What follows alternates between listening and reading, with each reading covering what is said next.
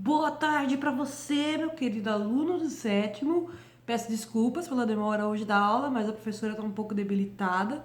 Para ser mais exato, eu estou com a coluna travada, então eu tenho que ficar fazendo intervalo entre as aulas para esticar a coluna, tá? Coisas da gente que tá virando YouTube, né, de certa maneira. Hoje a gente vai começar a aula 13, um cristianismo, em reforma, uma religião, várias igrejas. Como eu sei que vocês estão recebendo a apostila, já vou adiantar logo no começo da aula a minha orientação para a tarefa. Eu vou pôr a tarefa ali para vocês, porém eu sei que vocês vão buscar a apostila depois, tá? Então, eu sei que vocês vão acabar entregando essa tarefa posteriormente, mas sem problema, tá bom? Então, olha só. A gente tem logo na capa da aula, que vocês vão observar quando vocês pegarem a apostila, 3 tipos de igrejas diferentes, que pregam a mesma ideia, por fim, só que um desdobramento diferente. A ideia seria a ideia de Cristo, né, e do Deus judaico-cristão. Porém, a gente tem que observar que o cristianismo, ao longo da história, mudou muito. Ele não só se modificou internamente e externamente nas suas próprias políticas, né, e maneiras de agir, como ele também passou a se desdobrar em vários outros tipos de pensamento, né? Então, a partir de hoje, a gente vai começar a estudar o que viria a ser a Reforma Protestante. E para isso, é necessário prestar muita atenção, tá? Então, o primeiro aspecto que a gente vai comentar, antes de comentar por que surgiu a Reforma Protestante, o que seria o protestantismo enquanto religiosidade, quais são as várias maneiras de protestantismo que surgiram nessa época, tá? Eu preciso dizer, protestante é o que a gente chama popularmente de evangélico, né? Aquela pessoa que acredita em Cristo também como profeta, porém ele não tem a crença nos santos católicos e não reconhece também a Igreja Católica como a entidade que traz a verdade sobre Cristo. Cada um entende essa verdade de uma maneira. Mas a principal diferença entre os evangélicos e os católicos é que os evangélicos geralmente consideram apenas o Novo Testamento, né? Que é onde começa a história de Jesus Cristo, enquanto os católicos consideram o Velho e o Novo Testamento, tá bom? Então, elementos do Velho Testamento acabam não sendo inseridos nessa religiosidade. A idolatria de imagem de santo também não. Se vocês repararem bem, nas igrejas evangélicas, a gente tem a cruz, que é um sinal, né? É o símbolo do cristianismo, porém não se tem a presença de imagem de santos, né? E por quê? Vocês vão entender a partir dessa aula, tá bom?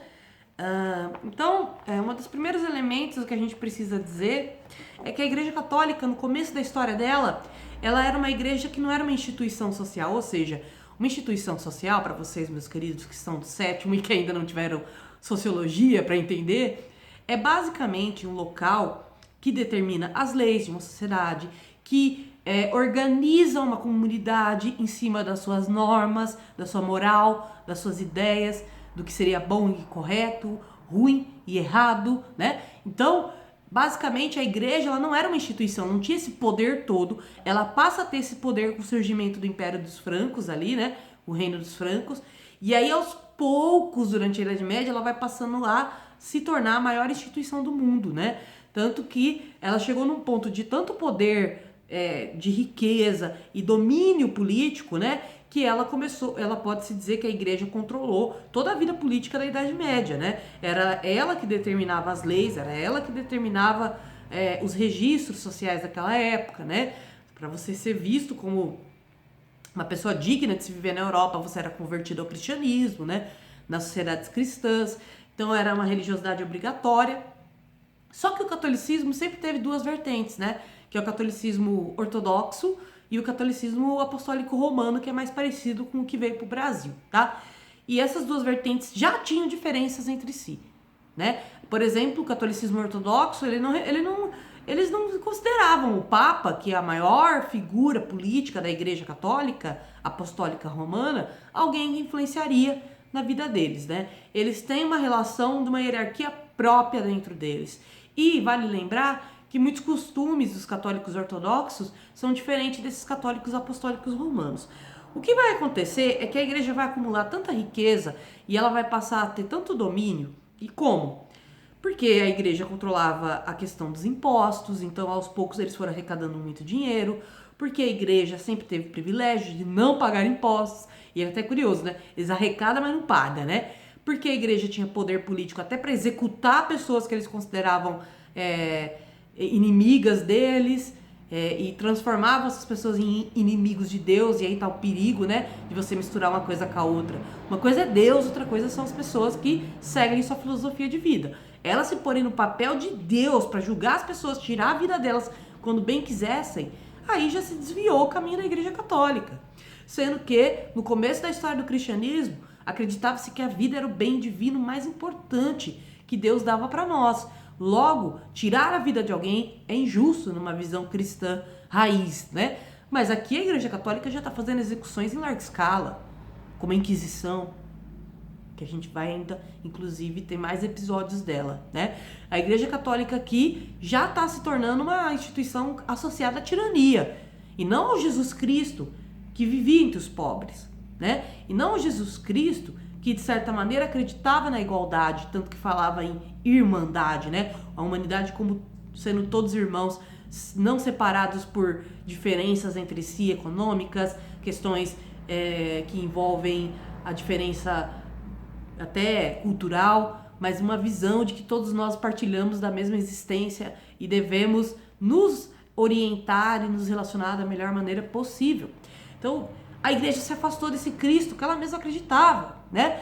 Através de ostentação, riqueza e desigualdade. Uma vez que o território que a igreja dominava gerava muita desigualdade por conta dos altos impostos da igreja e por conta da concentração de riqueza que a igreja fazia, né? Além das execuções. Então, de certa maneira, os próprios católicos dessa época, né, do século XVI, eles estavam olhando para a igreja como uma coisa problemática, como uma instituição que se descolou da sua origem, né?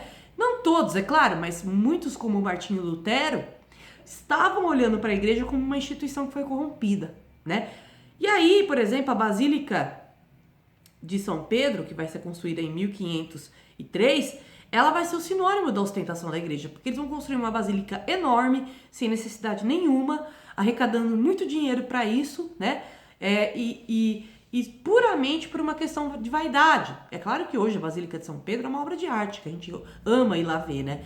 Mas para a época que estava tendo muita fome, pós uma época de peste, era necessário fazer uma autocrítica e pensar que com aquele dinheiro que eles fizeram essa Basílica de São Pedro, eles poderiam estar ajudando as famílias necessitadas, né?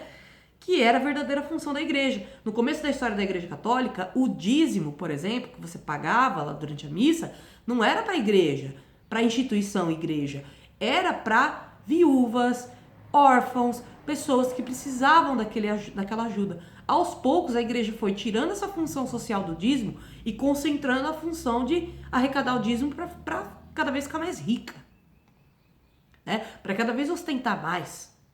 E aí a igreja investia em grandes obras, em uma pintura fantástica dentro dos seus interiores. Por quê? Porque ela queria que aquele cristão pobrinho que ia lá para a igreja se sentisse rico quando entrasse nela.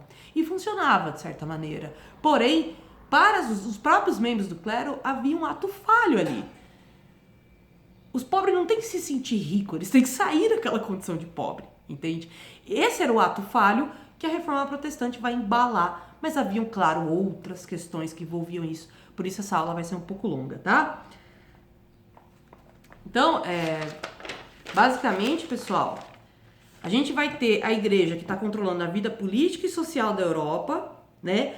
Onde ela está entrando em contradição com o seu próprio discurso a princípio, que era uma ideia de irmandade, uma ideia de um Cristo Redentor que era tão bom que simplesmente se sacrificou pela humanidade para ver se esse sacrifício, através da memória desse sacrifício, as pessoas pudessem ser mais humildes, mais envolvidas com a dor do outro, né? Porque é muito isso que o Cristo faz ao longo da sua história. Ele se comove com a dor do outro, ele ajuda o outro. E tanto que o único episódio da Bíblia que Cristo perde as estribeiras, e aí ele perde a paciência, é quando os caras usam a fé para ganhar dinheiro. Parece a igreja dessa época? Ou algumas igrejas hoje? Fica o questionamento. Porém, Cristo bate nos mercadores da fé com um chicote. Como que o mesmo Cristo que pregava o amor faz isso? Porque ele vê que isso era uma má fé. É usar a fé do outro, é usar muitas vezes até o desespero do outro em um milagre para tirar dinheiro dele. Isso é desleal, né? Então Cristo se revolta nesse momento da Bíblia, assim como muitos cristãos durante esse período vão olhar para a igreja e falar: Cristo estava certo, a gente não pode transformar a fé numa mercadoria. E a igreja estava transformando a fé numa mercadoria. Por quê? Você podia pagar para ir pro céu. Isso é absurdo, eu sei. Mas existe até hoje gente que faz isso. Porque você pagava pelos seus pecados. E como muitas coisas eram pecados nessa época, se um membro da sua família se suicidasse, você ia ficar marcado pelo suicídio desse membro e você teria que pagar para a igreja para ser perdoado. Como se não bastasse isso, tinha o index, que eram as obras proibidas pela igreja. É aquela coisa, tudo que é proibido acaba sendo mais gostoso. Então isso mais estimulou a galera a entrar nos porões da igreja escondido e ver as obras da antiguidade do que o contrário. E é legal porque, olha, o index durou até os anos 80, cara. Muitas obras eram proibidas para católicos até os anos 80. Mas é o que eu falei, quando você proíbe uma leitura filosófica, você está estimulando a pessoa a ler aquilo. Porque é a mesma coisa que eu pôr na biblioteca da escola um livro preto e falar proibida a leitura. Cara, isso vai ser um mega estímulo para um aluno pegar esse livro e sair vazado, né? Então, de certa maneira, a igreja estava dando um tiro no pé. E aí, para finalizar com chave de ouro, a igreja estava cobrando de artefatos ditos ligados às passagens bíblicas. Pessoal, não é um problema a igreja ter a lojinha do santo, que vende a Bíblia, como tem ali do lado da matriz e em muitas outras igrejas do Brasil. O problema é a pessoa falar, ó, isso aqui é a lasquinha da cruz de Cristo. E aí o pobre coitado que é muitas vezes ignorante, né? Tem um conhecimento muito humilde, muito genuíno, não é tão bem estudado como os monges da igreja, né? Ele vai comprar, às vezes ele vai vender todas as suas posses para comprar uma lasquinha da cruz de Cristo acreditando que é real. Segundo os historiadores, eles venderam tanta lasquinha da cruz de Cristo que dava para fazer um barco. Ou seja, é óbvio que era mentira, né? Então usar a fé dos outros para ganhar dinheiro, gente, alguma coisa estava acontecendo de errado. E é daí que vai vir o que a gente chama de revolta protestante. Então essa é a introdução da aula para vocês, bem curtinha, como vocês viram. Na hora que vocês pegarem a apostila, vocês vão fazer os exercícios das aulas anteriores, tá? São os exercícios referentes à aula 11 e 12, tá bom? Que vocês vão fazer para mim as atividades e os testes, não os em casa, tá? Então, vão ter um tempo para fazer isso, vão fazendo aos poucos e mandando para mim, tá bom, meus queridos? Um beijo para vocês e até a próxima.